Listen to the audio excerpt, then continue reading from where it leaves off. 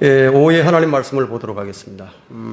사무엘상 8장. 사무엘상 8장 6절과 7절 두 구절을 보도록 하겠습니다. 다 찾으셨습니까? 제가 읽겠습니다. 그러나 그들이 우리를 재판할 왕을 우리에게 주소서라고 말한 그 일이 사무엘을 불쾌하게 한지라. 사무엘이 주께 기도하였더니 주께서 사무엘에게 말씀하시기를 백성이 네게 말하는 모든 일에 있어서 그들의 음성에 경청하라. 그들이 너를 거역함이 아니요 나를 거역하여 나로 그들을 다스리지 못하게 하려는 것이라. 오늘 설교 제목은 목사의 권위가 영적 권위인지 육신적인 권위인지 어떻게 아는가. 목사의 권위가 영적인지 육신적인지 어떻게 아느냐예요. 그런 제목으로 설교하고자 합니다. 요즘 이제 목사의 권위가 이제 하늘을 찌릅니다. 목사가 권위를 가지고 교회를 좌지우지하는 그런 시대가 되었습니다. 목사의 말이라면 뭐 죽는 신용까지 하는 그런 시대. 목사의 권위가 영적인지 육신적인지 무엇인지도 모르고 그냥 무조건 따라간다. 그렇게 해서는 안 되겠죠. 우리는 구약 성경에서요, 하나님의 사람들을 많이 보는데 그 가운데서 노아, 아브라함, 욥, 그리고 모세, 사무엘, 다윗과 같은 다니엘 같은 이런 사람들은 특별히 하나님께서 더 사랑하신 것을 볼 수가 있습니다. 하나님께서는 그들을 존귀히 여겨주셨고요. 또 이들은 이 성경에서 믿음의 영웅들로 기록되고 있습니다. 사무엘은 주님으로부터 받은 메시지를 가감없이 전하는 아주 훌륭한 선지자였습니다. 그리고 재판관으로서 하나님께 인정받는 사람이었습니다. 그런데 사무엘에게는 요엘과 아비야라는 두 아들이 있었는데 이들도 역시 재판관이었습니다. 그런데 이들은 사무엘 8장 3절에 보면 그의 아들들이 그의 법대로 행하지 아니하고 이익을 따라 뇌물을 취하며 잘못된 재판을 하도록 했어요. 잘못된 재판을 했어요. 그래서 이들은 올바른 재판관이 아니었습니다. 하나님께서 인정하는 사람, 하나님의 사람, 정말 신실한 하나님의 사람, 그 가문에서 태어났는데 얼마나 양육을 잘 받았겠습니까?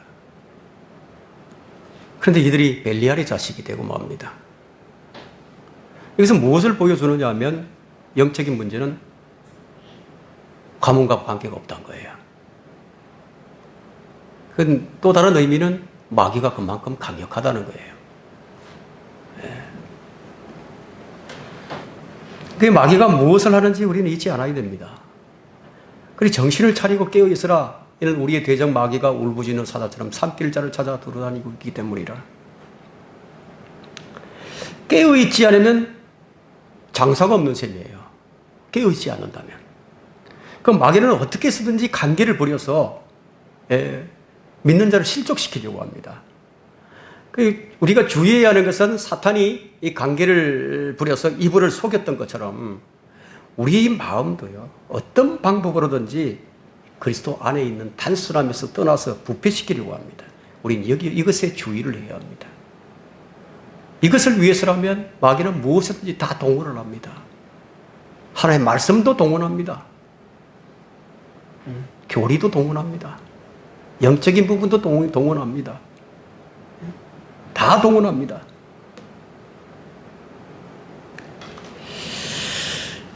여기서 우리가 주목할 것은 사무엘의 아들들의 잘못된 재판이에요.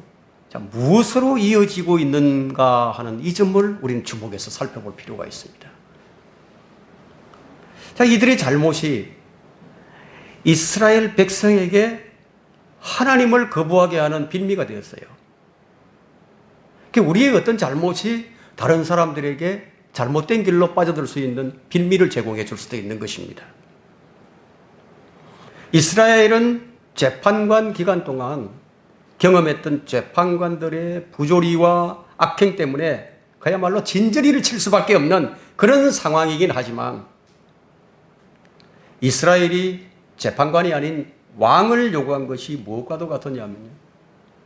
잘못된 것을 알고 잘못된 것을 고치려고 더 잘못된 것을 요구하는 꼴이 되어버린 거예요.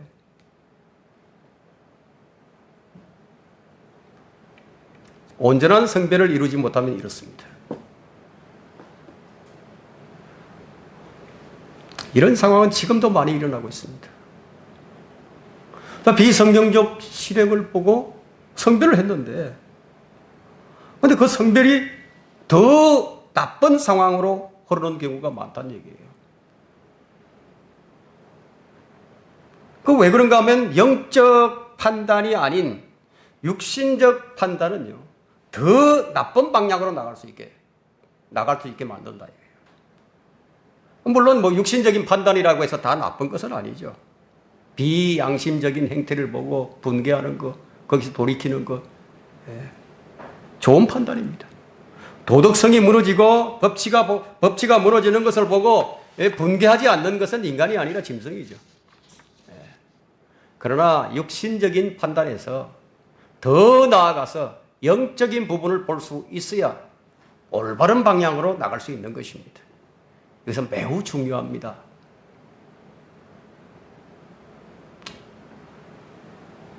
우리가 여기서 배우는 교훈은요, 하나님의 일은 반드시 하나님의 방법 안에서 이루어져야 한다는 거예요.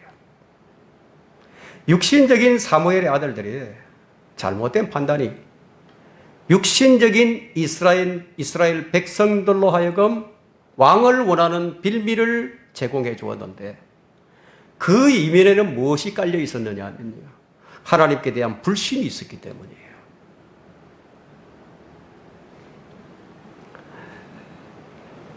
왜 성경적으로 하지 않느냐 이렇게 얘기하는 것이 아니었어요.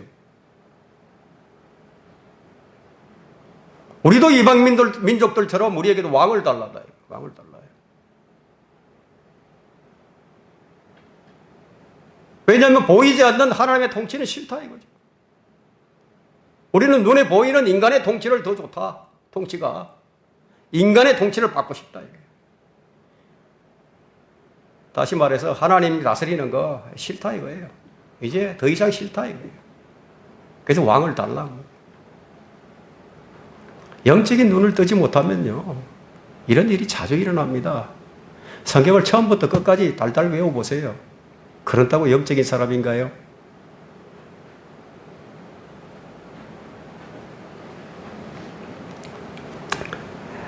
자, 성경적 실행이 아닌 엉뚱한 방향으로 나간다 이거예요. 그죠? 악을 미워한다고 하면서 자신은 더 큰 악을 저질러서는 안 되겠죠. 사무엘의 두 아들은 영적 권위를 자신들의 배를 채우는 것으로 사용한 거예요. 하나님의 일은 반드시 하나님의 방법 안에서 이루어져야 하는데,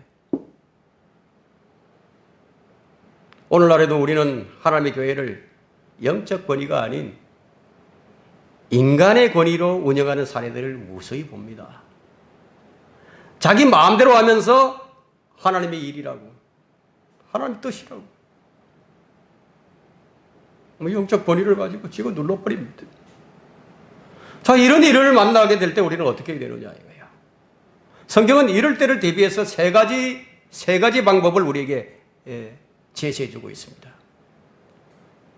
디모데후서 3장 5절에는 경건의 모양은 있으나 경건의 능력은 부인하리니 이런 자들에게서 돌아서라고 했죠. 돌아서라는 거예요.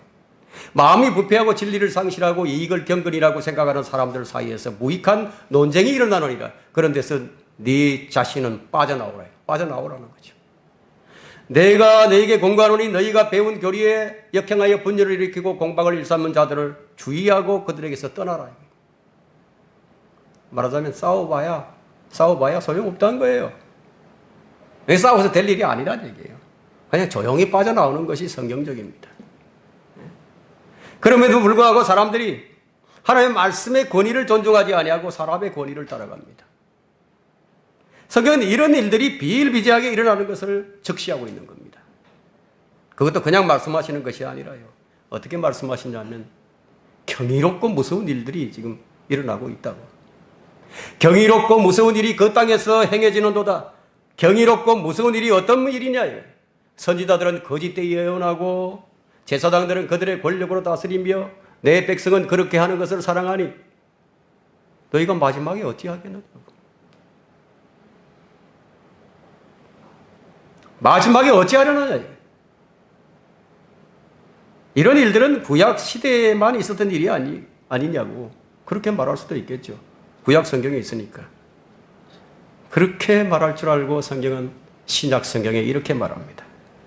누가 너희를 종으로 삼거나 삼키거나 착취하거나 스스로 높이거나 얼굴을 쳐도 너희가 잘 용납하는구나.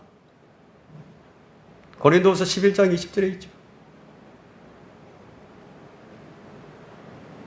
누가 이렇게 하죠? 누가 이렇게 만듭니까? 마귀의 종들이 이렇게 만들죠. 그럼에도 좋아라고 따라합니다. 아주 좋다고. 가전 수모와 모욕을 당하면서도 좋다 이거예요. 용납한다 이거예요. 영적인 권위가 있는 줄 알고. 목자는요. 목자가 거짓말하지 않아요. 목사가 거짓말하면 그 목사는 마귀의 종이죠. 그리스도인들은 형제를 저주하지 않아요. 독수를 입으로 내뱉지 않습니다. 주의 종은요. 주의 종은 성도들을 종으로 삼지 않아요. 지가 누르지 않아요. 경계심을 조장해서 서로 경계하게 만들고 서로 사랑하지 못하게 하지 않는다 이거예요. 이런 일들이 여러분의 교회에서 행해지고 있다면 성경이 명령하신 대로 떠나라는 거예요. 빠져나오라, 돌아서라. 이 말씀에 따르지 않는 사람은 인간의 권위를 존중하고 하나님의 권위를 배격하는 사람이에요. 자, 그러면 그 권위가 하나님의 권위인지 인간의 권위인지 어떻게 구분하느냐. 첫 번째, 인간의 권위를 세우면 하나님의 명령을 무시하게 됩니다. 이게 틀림없어요.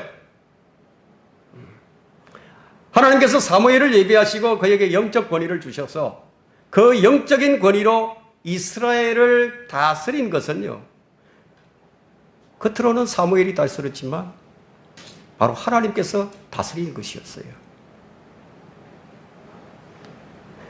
오늘 본문 7절에 보면 그들이 너를 거역함이 아니요 나를 거역하여 나로 그들을 다스리지 못하게 하려는 것이라.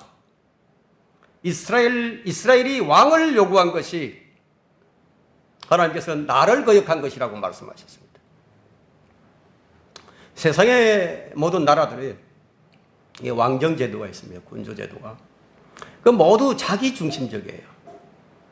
정치는 모두 자기중심적이에요. 그 백성을 위한 정치가 아닙니다. 기득권층을 위한 정치죠. 동서고금을 막론하고 모든 정치제도는 소수의 기득권을 위한 정치예요. 백성들은 철저하게 무시되죠. 왜? 백성들이 무지하니까요. 그 부분에 있어서 철저하게 무지합니다.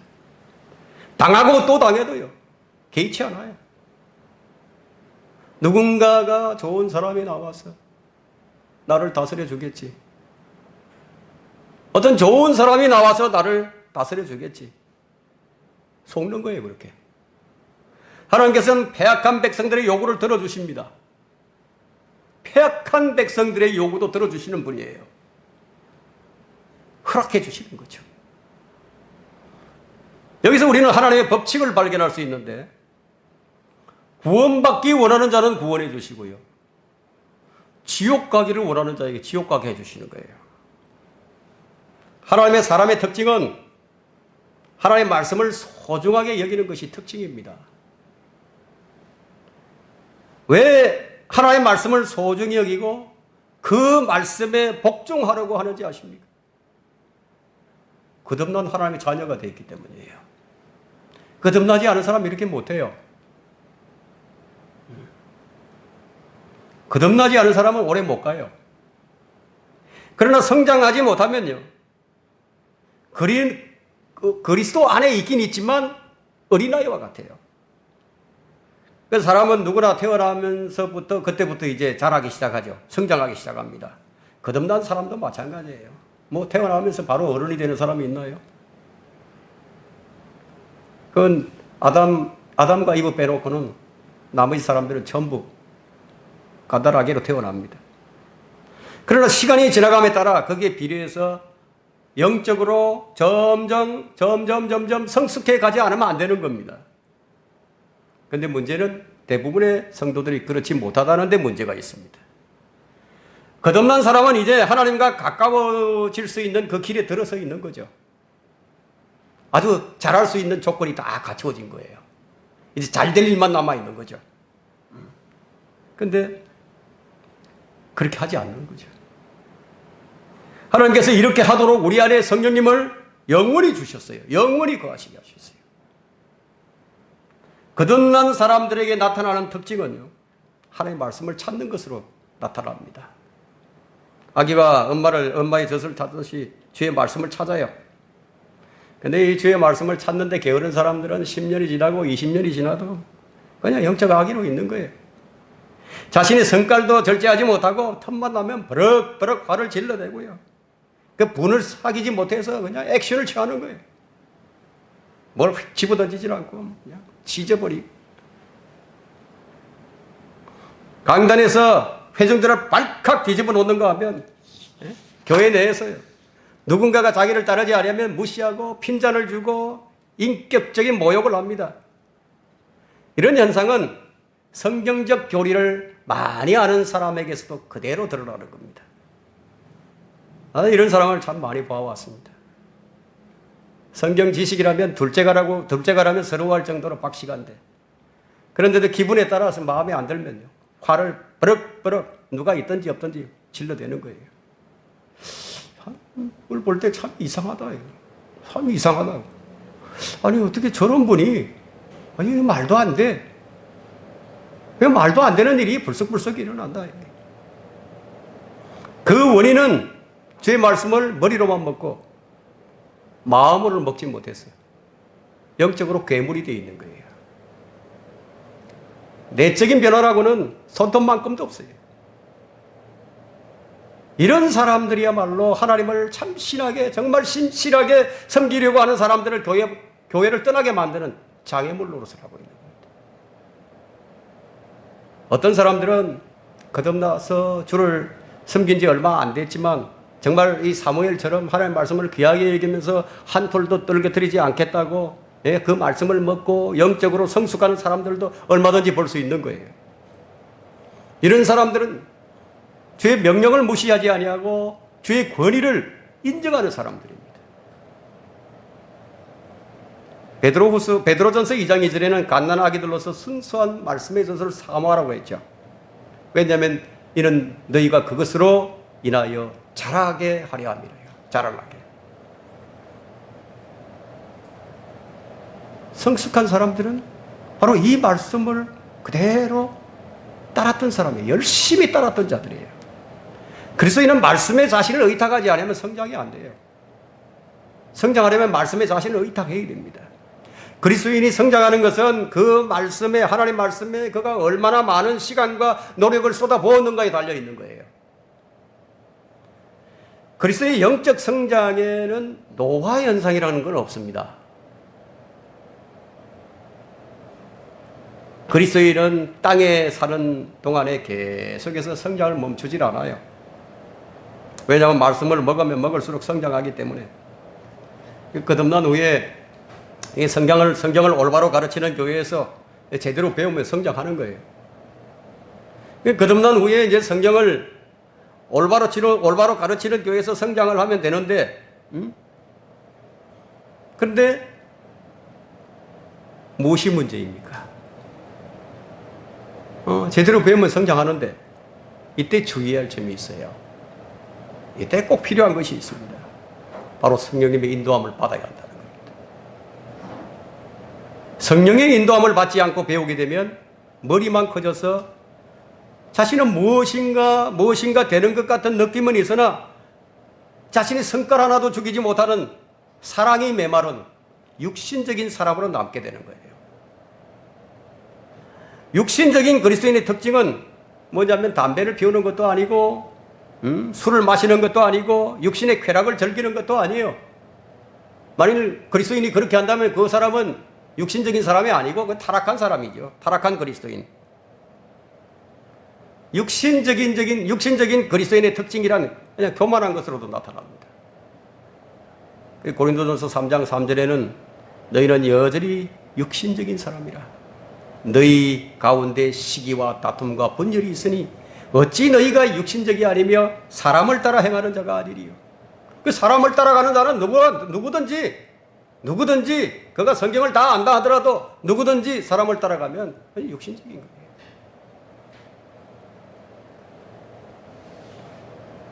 그 육신적인 사람의 특징은 자기보다 성경을 더 많이 아는 사람 보면 시기심이 생기는 거예요.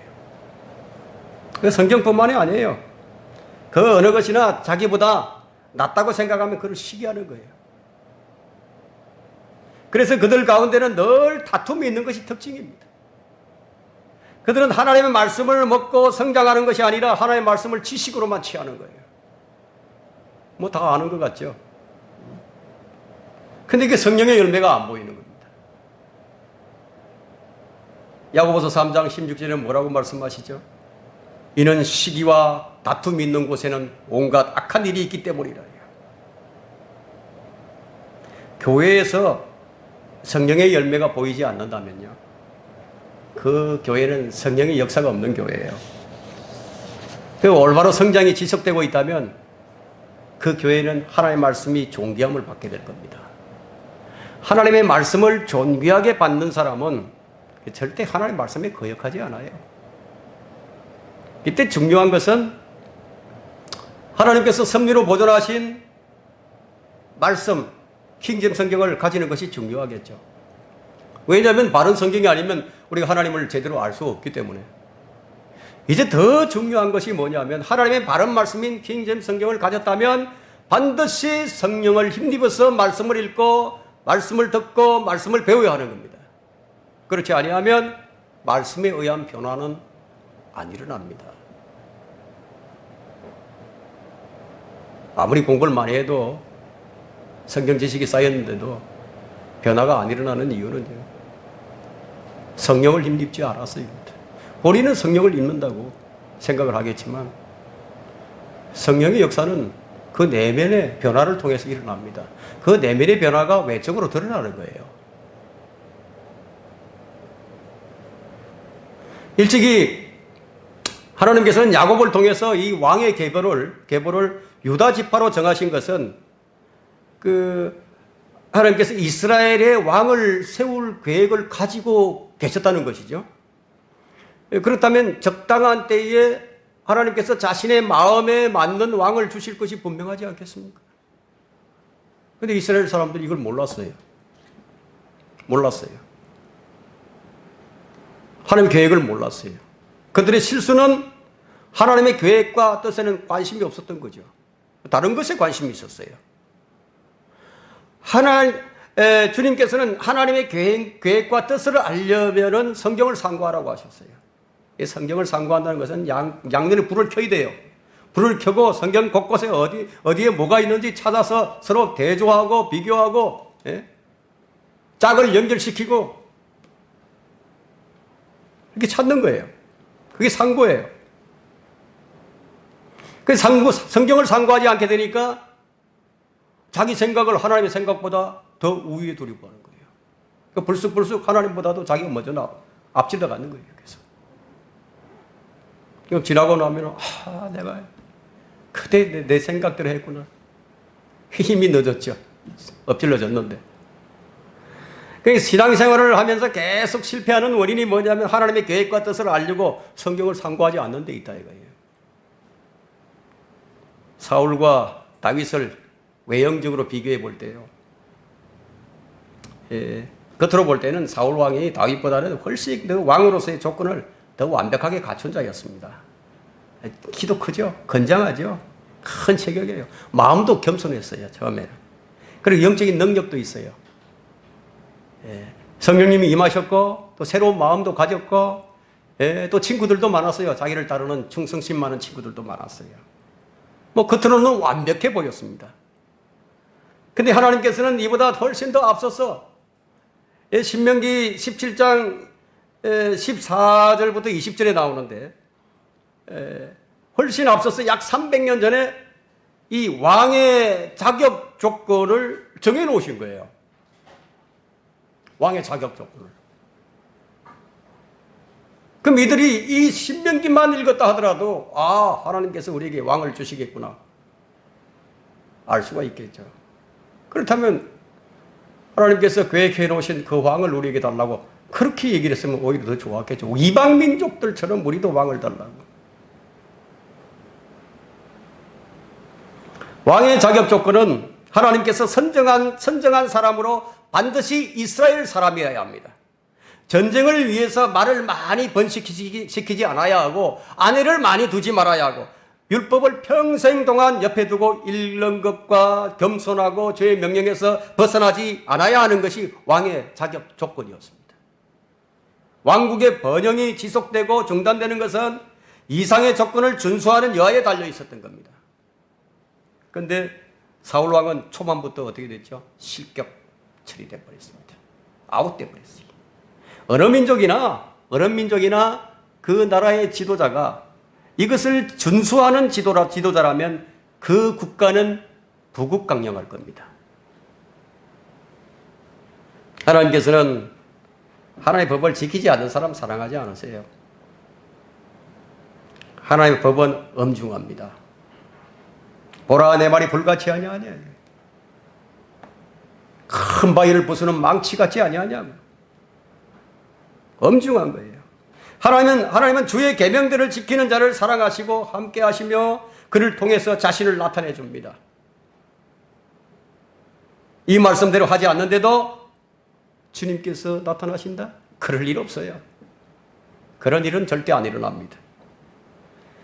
사울의 잘못은 인간적 권위를 내세우면서 하나님께서 주신 영적 권위를 무시해버린 거예요. 인간의 권위를 내세우는 자들은 사실 하나님을 섬길 의지가 없는 사람들입니다. 이처럼 인간의 권위를 행사하는 것은 하나님을 무시하는 처사입니다. 두 번째, 인간의 권위를 세우면 하나님께 반역하게 됩니다. 마음이 정직하지 못하고 하나님께 반응하지 못하는 세대는 반역하는 세대예요. 반역하는 세대. 하나님의 말씀에 경청하지 아니하고 들을 의사도 없고 그 말씀대로 실행할 의지가 없는 것은요, 하나님께 대한 반역이에요. 오늘날의 교회의 모습이 이래요. 이사야 30장 8절과 9절에는 이는 반역하는 백성이요 거짓말하는 자손이요 주의 율법을 듣지 않으려는 자손이라. 바른 말씀이 있든지 말든지 좋은 성경이 있든지 나쁜 성경이 있든지 그거 별로 상관없어요. 그냥 상관없다고. 오직 자신을 위해서 하나님이 존재해야 하고 오직 자신을 위해서 믿음도 필요하고 오직 자신을 위해서 교회가 필요한 거예요. 그래서 육신적인 성향을 조금도 버리지 못하고 내적인 변화가 없으니까 자신의 뜻에 맞는 교회라야 하고요. 그 목사의 설교도 자신의 뜻에 맞는 설교라야 하고 성도들과의 교제도 자신의 뜻에 맞아야 하고 모든 것이 자신의 취향에 맞아야 한다. 이것이 주를 거역하는 것인 줄도 모르고. 여러분, 주를 거절한 자들의 말로는요, 뭔지 아십니까? 심판뿐이에요. 심판이에요. 어떤 심판이 오게 되느냐예요. 제가 이 나라와 이 나라의 교회들을 걱정하는 부분도 바로 이 부분입니다. 이사야 30장 한번 펼쳐보십시오.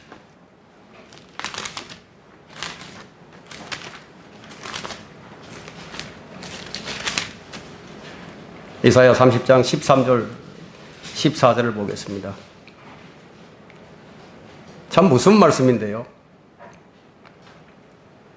그러므로 이 죄악이 높은 담에서 튀어나와 무너지려고 하는 파괴된 곳같이 너희에게 있게 되리니 그 부수짐이 순식간에 갑자기 오리로다.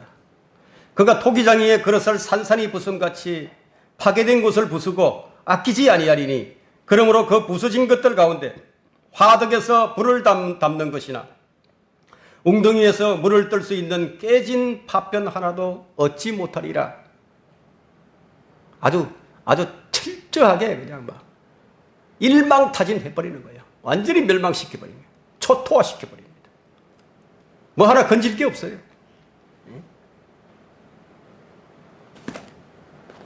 반역은 여러분 단순한 충동에서 나오는 거 아닙니다. 반역은 계획된 것에서 나옵니다. 여러분 정권을 찬탈하는데요.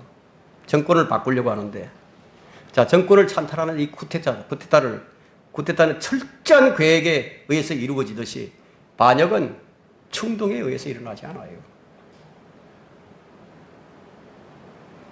반역은 계획된 사탄의 업무에 동참하는 것이죠. 악한 사람은 반역만을 찾는다고 했습니다. 잠언 17장 11절에요. 안 되는 쪽으로만 가는 거예요. 나쁜 쪽으로만 가는 거예요. 악한 계획에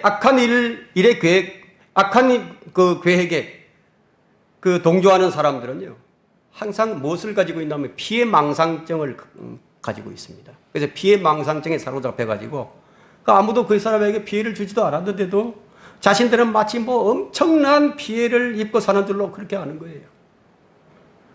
이 좌파가 정권을 하루아침에 잡는 거 아닙니다. 그들은 투쟁으로는 이걸 안 된다는 거 알았어요. 투쟁으로는 이걸 정권을 잡을 수가 없구나 아는 거예요. 그것을 아주 오랫동안 경험을 통해서 알게 되었고, 아주 오랫동안 치밀한 계획을 세우고 업무를 꾸미고 정권을 잡았다 이거예요. 이들은 민심을 다룰 줄 알아요. 사회단체를 만들어서 선동도 하고, 정교조는 사상을 학생들에게 주입시키고, 종교와 언론, 입법, 사법, 행정, 부부 요소에 자기 사람들을 다 심어서 준비시킨 거예요. 자, 이들이 정권을 잡자 바로 시작한 게 뭐죠? 정권을 딱 잡자마자 한 것이, 제일 먼저 한 것이 정부 산하에 있는 모든 공공기관에 그것을 장악하는 거예요. 그걸 잡아야만이 온전한 네트워크가 만들어지기 때문에. 여러분은 왜 야당이 이상하리 많지 가만히 있는지 아세요? 그 머리 좋은 사람들이. 그 야당이 이런 상황을 모를 리가 없잖아요. 예? 아스팔트 우파들 나가서 데모하는데 왜 야당들이 참여하지 않는지 아세요? 이제 야당은 이제 정권을 되찾는다는 것을 불가능하다는 거 아는 거예요. 적당히 동조하고 적당히 비율 맞춰주면서, 그것이 만수무강에 좋기 때문에. 하지만 아직도 이런 상황 파악이 안 되는 그 우파들은요, 투쟁을 하면 마치 무엇이 될 줄 알고요. 예? 그들이 촛불 집회 운운하고 그러니까 투쟁만 하면 될 줄 알아요. 자, 이런 상황에서 우리 그리스도인이 해야 할 일이 무엇입니까? 뭘 구하죠? 뭘 해야 되죠? 하나님의 자비를 구하는 길밖에 없습니다. 그거밖에 없어요. 우리는 모든 권세자는 하나님께서 세우신 걸 압니다. 우리의 바람은 하나님께서 선하고 좋은 왕을 주시면 참 좋겠는데, 그건 우리의 바람이에요. 하나님께서는요, 백성들이 원하는 권세를 주시는 거예요. 백성들이 원하는 대로 권세를 준다 이거예요. 백성이 악하면 악한 왕을 원할 것이고, 백성이 선하면 선한 왕을 원할 겁니다. 하나님이 심은 대로 거두게 하신다 이거예요. 풍요한 세대에서 태어나서 걱정이 뭔지 모르고 자라난 젊은 세대들이요, 심은 대로 거둔다는 법칙에 따라서 앞으로 큰 고통을 거두게 될 것이라는, 이건 참 안타깝죠. 참 안타까워요.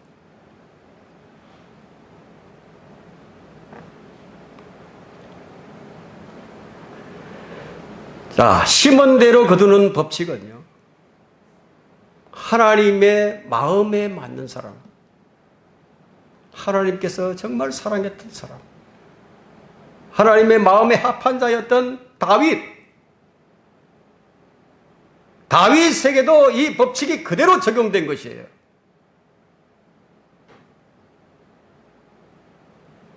하나님을 두려워하지 아니하고 도덕성이 무너지고 법치가 무너진 국가는요, 쇠락의 길을 걷는 것은 자명합니다. 하나님을 두려워하지 않고 죄를 죄로 여기지 않는 세대는 그 배후에 누가 있느냐 이거예요. 사탄이 있다 이거예요. 교회는 교회다워야죠.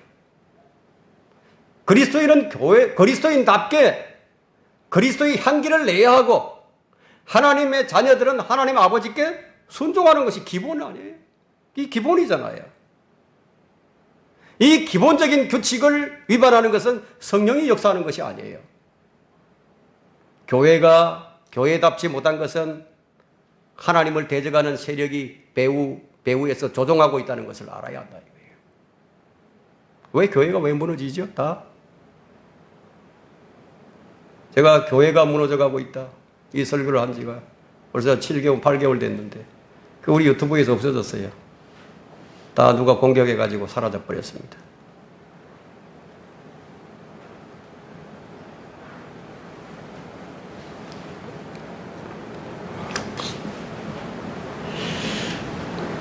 그리스도인의 생활은요, 전쟁이에요. 전쟁. 우리의 싸움은 영적하게 대항하는 싸움입니다. 사울이 자기 좋을 대로 한 것이, 근데 그것이 하나님의 권위에 도전한 것인 줄 사울이 알았겠습니까? 사울이 몰랐어요. 사울은 자신이 하나님께 법을 거역했다는 사실을 전혀 알지 못했어요. 그러자 사무엘이 일깨워주죠. 사무엘상 15장 22절 한번 펼쳐보십시오. 전혀 알지 못하는 그에게 일깨워줍니다. 자, 일깨워주면 제대로 알아듣고 고쳐야죠. 근데 못 알아듣는 거예요. 정말 안타깝습니다. 영적인 부분을 그냥 일깨워주고 그냥 입에 넣어주는데도 못 깨닫고 전혀 알아듣지 못한다 이거예요.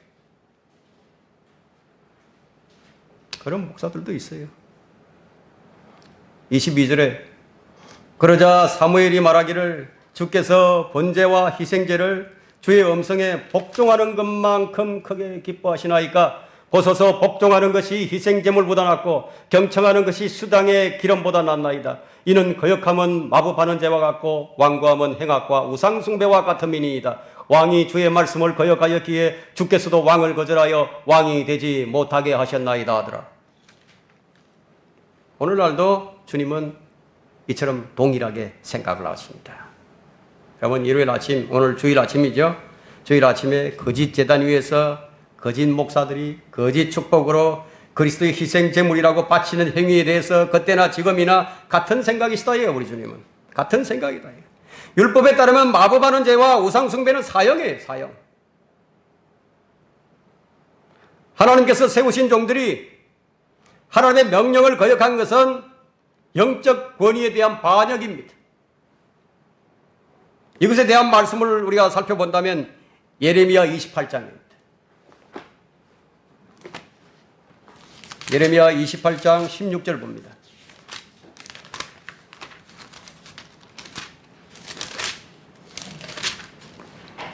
그러므로 주께서 이같이 말씀하시나니 보라 내가 너를 이 지면으로부터 제해버릴 것이요 네가 올해 죽으리니 이는 네가 주를 대적하는 반역을 가르쳤기 때문이라 하더라. 그러므로 선지자 하나냐가 그의 7째 달에 죽었더라. 자, 오늘날은 어떻습니까?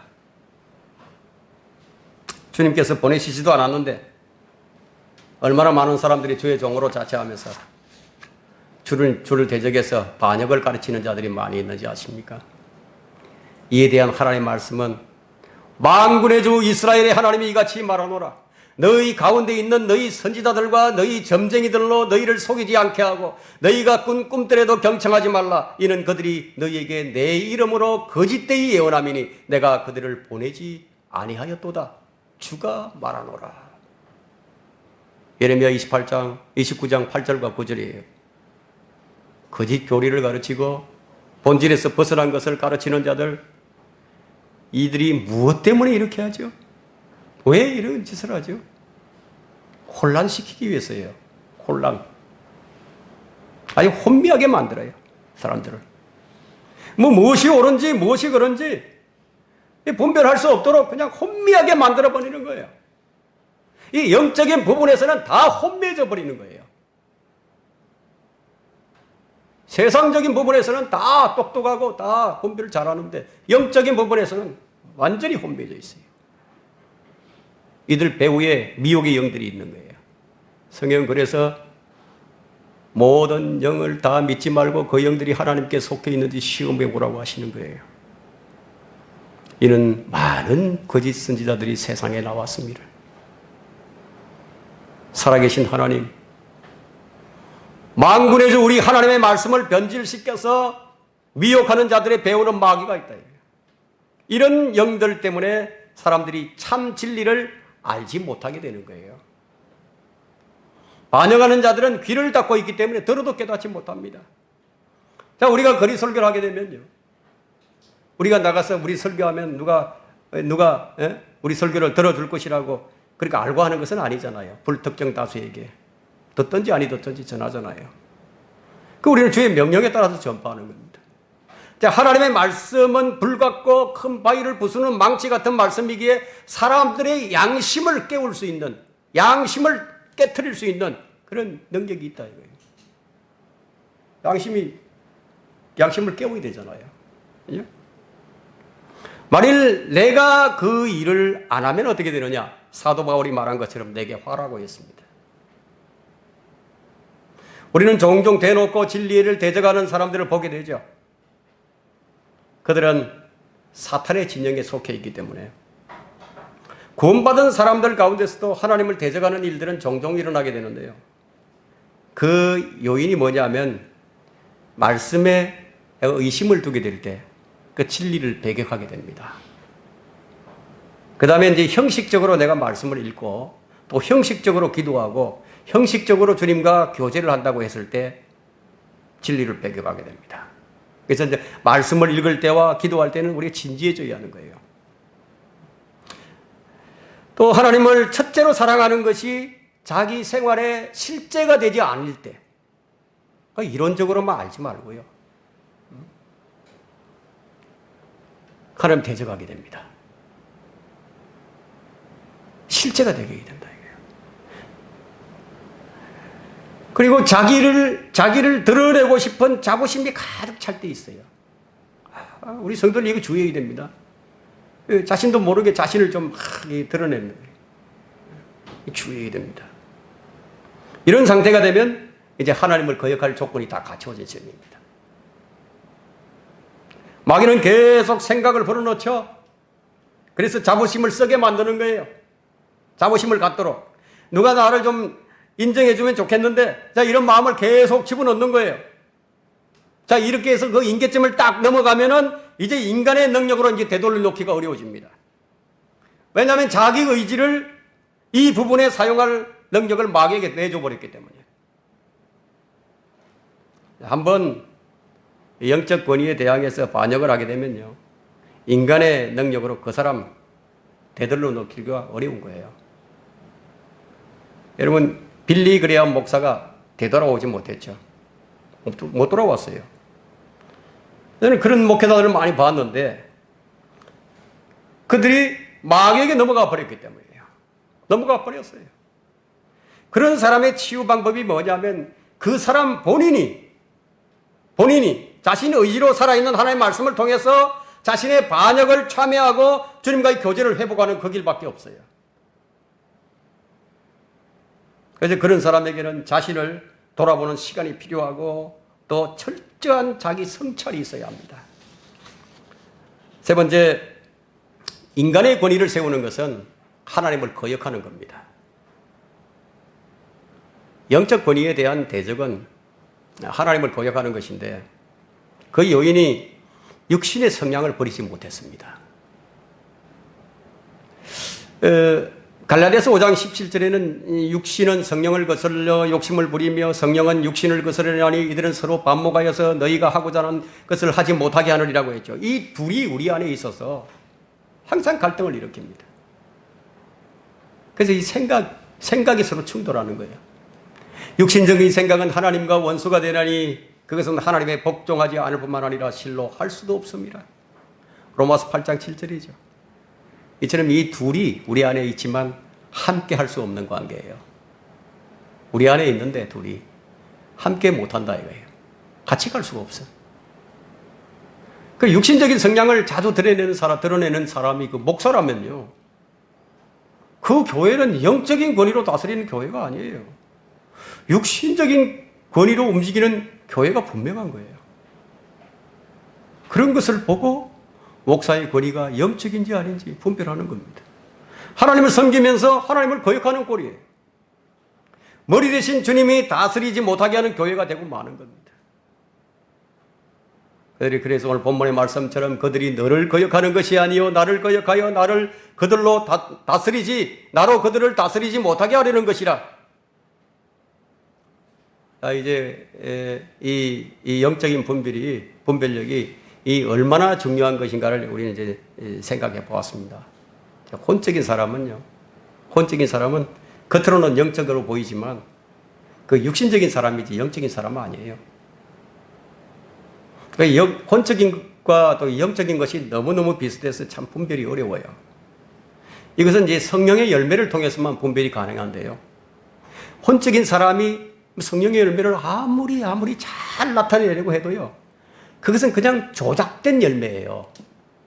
예? 조작된 열매. 여러분, 그 아론이 그 금붙이를 모아가지고 불 속에 딱 집어던졌더니만 꺼냈더니만 뭐가 나왔어요? 금송아지가 나왔어요. 그 주조된 금송아지지 않습니까? 그래서 아무리 성령의 열매를 조작해 보려고 해도요, 그거 안 돼요. 곧 밝혀집니다. 영적인 사람의 눈을 속일 수 없어요. 영적인 것을 조작하려다 보면 그것이 매우 부자연스럽다 이거예요. 그 성령의 열매 가운데 사랑과 기쁨과 화평과 친절과 선함과 믿음은 어느 정도는 조작할 수 있을지 모르지만, 근데 오래 참는 거 있어요. 오래 참는 거. 온유, 이 절제는요, 참 이게 조작이 잘 안 됩니다. 조작하기 어려워요. 그 가운데서도 이 절제라는 것은 더 조작이 어려워요. 절제가 안 되면 참지 못하죠. 여러분, 디모데후서 2장 24절을 펼쳐보십시오.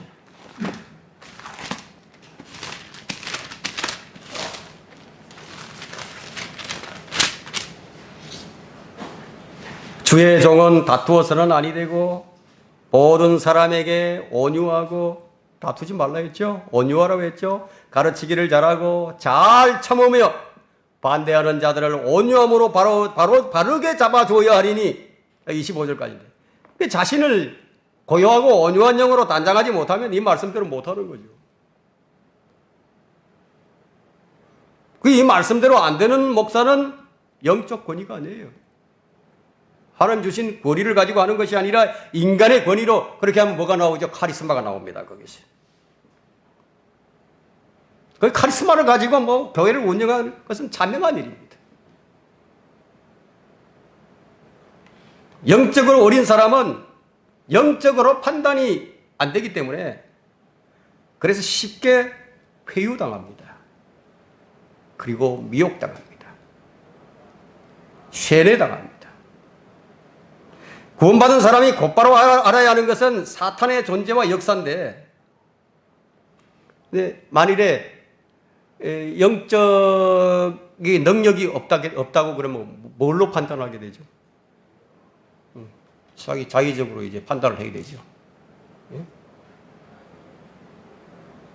이제 하나님께서 쓰는 종은요, 증거가 있습니다. 무엇으로? 성령의 열매로 그리스도를 나타냈다. 그리스도를. 이것을 잘 분별해야 합니다. 자기 유익을 위해서 예수 그리스도를 이용하는 자인지. 근데 똑같이 하나님을 섬기고 있으니까 이게 잘 분별이 안 되거든요. 자기들이 배를 섬기는 자들은 반드시 허점이 있어요, 거기에. 허점이 있습니다. 뭐 아무리 그럴듯하고 뭐 포장을 잘하고 위장을 하고 정중한 말로 한다 해도요, 여러분 성령을 흉내내는 데는 한계가 있기 때문이에요. 그 한계가 나타납니다. 사탄은 이 말씀의 권위를 역용합니다. 이 목사라는 자들이 뒤로는 뭐 별의별 짓을 다 하면서 영적 권위로 가장을 하는데, 인간의 권위를, 이 육신적인 것을 가지고 그냥 권위를 행사하면서 영적 권위를 거역하지 말라고, 영적 권위를 거역하지 말라고 계속 반복적으로 그냥 겁을 주죠. 하나님의 교회는 하나님의 뜻을 이 지상에 실현하는 곳입니다. 실현시키는 곳이에요. 하나님의 일이란 예수 그리스도를 믿게 하는 것이에요. 교회가 예수 그리스도를 구주로 믿고 주님을 섬기기 위해서 온 성도들을 세워주는 것이 아니라 지배하는 것으로 나타나 버린다면 그것은 영적 권위를 역이용하는 것입니다. 뭐 바른 성경을 안 쓰고 뭐 세속적인 모습을 보이는 목사라면 뭐 참 구별하기가 좋아요. 그러나 이 진리의 말씀대로 실행하면서 경우에 따라서요, 약간씩 조금 드러나지 않게 진리를 거역하는 사람이라면 이게 분별이 안 됩니다. 참 어려워요. 그 영적 분별에 있어서는 정신을 바짝 차리지 않으면 안 된다 이거예요. 분별은 누가 대신해 주지 않습니다. 미혹당하면 자신만 손해죠. 누가 뭐 미혹당하라고 했나요?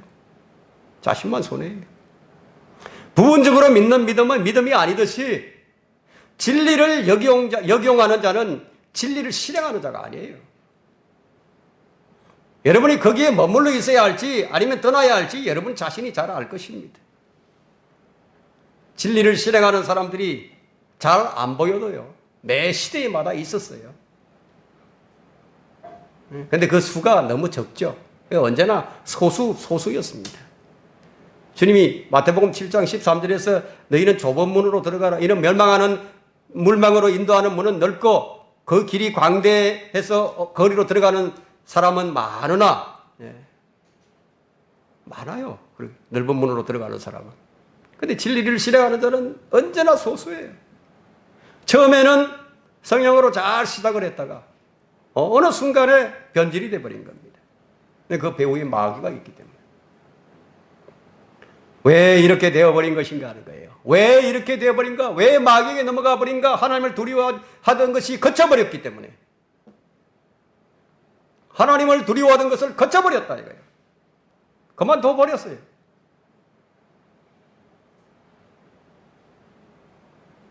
하나님을 두려워하는 사람의 특징은 진리를 사랑하는 것으로 나타납니다. 진리의 사랑은 진리를 지키고 실행하는 것으로 나타납니다. 이런 자들에게 주님 자신을 나타내시는 것이에요. 진리를 사랑하고 진리로 무장한 사람은 실족하지 않습니다. 여러분은 영적 권위의 증거를 눈에 보이는 것으로 평가하지 마세요. 눈으로 보는 것은 정확하지가 않아요. 우리 눈으로 보는 것은요, 정면에서 볼 때와 측면에서 볼 때 다 달라요. 각도가 조금 다르면 다 다르게 보입니다. 눈으로 보는 것 정확하지 않아요. 하나님의 본성에 참여한 증거가 내 외적으로 드러나야 하는 것이에요. 옛 성품을 십자가에 못 박은 것이 증거로 드러나는 것이 성령의 의미로 드러나는 것이지 눈에 보이는 것으로 평가하는 것이 아니란 얘기예요. 성경적인 성별은 여기에서 단행이 됩니다. 이걸 모르면 성경적 성별을 안 해요. 못해요. 여러분이 성경적 성별을 안 하면요, 주님과의 교제가 잘 되는 것 같아도 그건 교제가 아닙니다. 단절되어 있는 상태예요. 헌신적으로 열정적으로 주님을 경배하고 주님을 섬긴다고 해도 성경적 성별을 하지 않은 채로 하고 있다면 허공을 치는 일이다. 우리는 인간적인 권위로 영적 권위를 대신하는 것을 배격해야 합니다. 말씀을 정리하겠습니다. 이스라엘 백성들이 하나님의 뜻 가운데서 왕을 원했다면 그들은 빗나가지 않았을 것입니다. 그들의 실수가 무엇입니까? 하나님의 뜻과 계획을 알지 못했어요. 이들의 영적 무지가 하나님의 계획을 무시했고 하나님의 다스림을 거부하는 반역이 된 것입니다. 우리는 하나님께 대한 반역은 없는 것인가? 나는 영적인 사람인가 아니면 육신적인 사람인가? 성령의 다스림을 받지 않고 자신의 뜻대로 하는 것은 하나님께 대한 반역이에요. 사울 왕도 하나님께서 선정하신 왕이었어요. 사울 왕 자기 하고 싶어서 된 거 아니에요. 그런데 때가 되어서 참된 왕이 올 때까지는 참 사울 왕도 잘할 수 있는 조건을 다 갖추고 그런 조건이었지만, 근데 그렇게 하지 않았다 이거예요. 우리가 여기서 한 가지 알 것은 카인에게 주신 하나님의 말씀이에요. 카인에게. 네가 바르게 행하면 받아들여지지 아니하겠느냐 이거예요. 사울 왕은 여기서 실격처리예요. 바르게 행하지 않았어요. 이스라엘에서 가장 악한 왕이 누굽니까? 아합이죠. 아합 왕. 아합 왕은 일시나마 바르게 행했을 때 하나님께서 그의 복을 줬습니다. 우리는 주님이 우리의 삶의 주인이 되게 하고 우리 육신이 하나님보다 앞서 결정함으로써 하나님의 뜻을 어기는 일은 없어야 할 것입니다. 하나님의 뜻을 뒤로하고 사람의 뜻을 따르게 될 때 하나님을 거역하게 된다는 사실을 알고 자기 믿음을 지켜야 하는 거예요. 자기 믿음은 다른 사람이 대신 지켜주지 않아요. 여러분은 어떤 이해하지 못한 의혹이 있다면요, 그걸 가지고 기도하세요. 그 하나님께 알려달라고 요청을 하십시오. 그리고 그거 안 되면 상담을 하세요. 하나님께서 누구와 교제하시겠습니까? 하나님을 두려워하고 하나님을 사랑하며 진리를 실행하는 믿음이 있는 사람과 교제하시는 거예요. 믿음이 없는 사람은 결국 실격 처리됩니다. 사울 왕처럼요. 우리는 비참한 패배자가 되지 않아야 합니다. 우리 욥과 같이 참편이 되어야 해요. 참편. 하나님을 영화롭게 하는 자가 되어야 합니다. 우리 교회는 한 사람의 쭉정이도 나오지 않는 교회가 되어야 합니다. 이것이 지역교회의 임무입니다. 여러분은 스스로 더 많이 기도하고 시간을 써서 얻고 말씀을 읽고 묵상하고 상고하는데 시간을 쓰세요. 여기에 시간을 투자하는 여유를 가져야 됩니다. 여유가 있어야 돼요. 시간을 써서 얻는 자는 믿음을 지키고 승리할 것입니다.